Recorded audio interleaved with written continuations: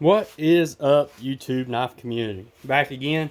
Today we've got an overview and my thoughts on this knife right here. This is a discontinued Kershaw, long been discontinued. And this knife was sent to me by my good buddy Matt Steel Toes 83 on Instagram. He's been an excellent guy. He's helped me out a lot. He's gifted me a few knives, and he sent me a lot to check out. I've done some mod work for him. He's just an awesome guy, good friend, and I'm very happy that I've got to know him. So he sent me this knife to check out, and as I said, it's discontinued. You can't get it, but if you've ever looked at it and thought about it on the secondary market, that's what this video is about. Because I don't think it's not got a whole lot of love that I know of. As I said, it's been discontinued for a long time, so there may be some hype and shit that I just didn't know about. But I'm just going to give you my thoughts on it because I think it's too good a knife to not talk about. That's the biggest reason I'm doing this. As I said, I know it's going to be hard to find and all that good stuff, but just too good not to do a video on. I've enjoyed this knife. It's been a pleasure to have around. It's let's see, it's in it was made in the Taichung factory, and it's rocking CTS XHP, as you can see right there. Here's the designer's logo right here, and the designer is he's a knife enthusiast, and his name is Johnny Liao. I think it's Liao is how it's spelled. So yeah, the whole thought process behind this knife is it was inspired by a deadly viper found in Taiwan. It's called the horn-nosed viper. Supposedly, if you're ever bit by a horn-nosed viper, you'll make it about 100 paces before you fall over dead. Hence, the name of this knife is the Hundred Pacer. It's a pretty sweet knife. As you can see, it's a different kind of texture on the scales. Just so happens that it looks and feels like a snake skin, and that's the whole design philosophy around it. It's meant to look and feel like the snake that it's trying to replicate here. So, it feels awesome in hand. And as you can see, they gave you a landing pad on both sides for the clip right here, so it's not rough getting in your pocket.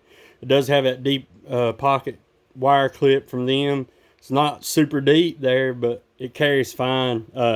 Definitely a good back pocket knife. It is a big size knife. So you're looking at a 4-inch blade. As you can see, you got actually 4 inches of cutting edge.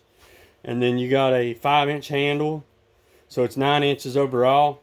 It's 130 thousandths stock. As you can see, it's fairly thin stock, and it does come down to a super keen edge. The thickness behind the edge on this one I measured, and it was from 11 to 15 thousandths, the whole length of the blade. At the least 11th and 11 thousandths, and the highest measurement I got was 15. So it's a good thin knife, and with that broad blade, man, this thing is a slicing dream. It absolutely cuts. Very killer cutting knife. I love it. It is a wide knife at the widest point right here. As you can see right there on the table, it is right at 2 inches. So it's a very wide knife. It does take up quite a bit of room in the pocket, but it is carryable. I'll give you kind of a profile comparison right here. Here's your standard PM2. So you see you got that, and I think that right there, the way that blade comes out is supposed to be like the horn nose part of it, to replicate the snake or whatever. But yeah, it is what it is. It's a very nice knife, very thinly, aggressively ground, and it's got a good steel, CTS XHP steel, which is awesome. Spyderco does a really good job on that.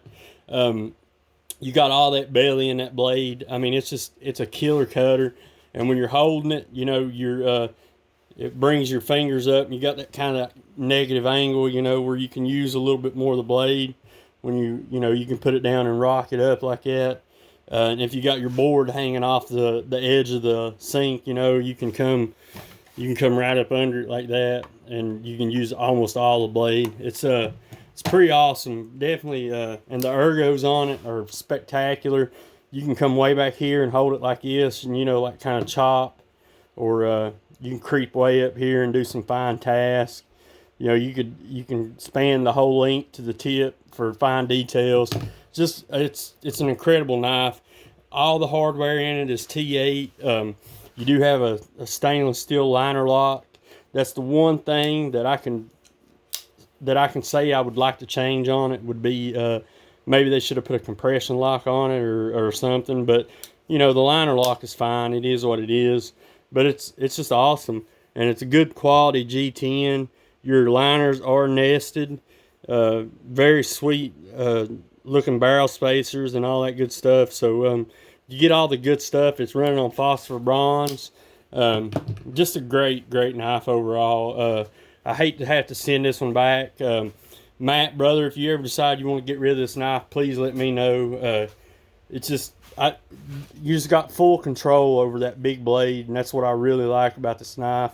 It's not, you know, your typical Spyderco, the way they put that 50-50 choil there. You know, you don't have all that. They maximize the cutting edge. The blade is maximized, and you got full control over all of it.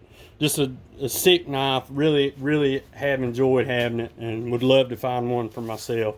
If you're watching this and you have one of those that you don't want, let me know. I would love to trade for one or purchase one or whatever. So yeah, anyways guys, that's all I've got on this one. Again, it's the 100 Pacer from Spyderco. If you haven't checked it out, check it out, and go check out my buddy Matt, SteelToes83 on Instagram. Hell of a guy, always helping me out. So yeah, go hit him up. And yeah, that's it. That's all I got on this one, guys. Thank you so much for watching. Please subscribe if you aren't already, and I'll see you on the next one. Thanks.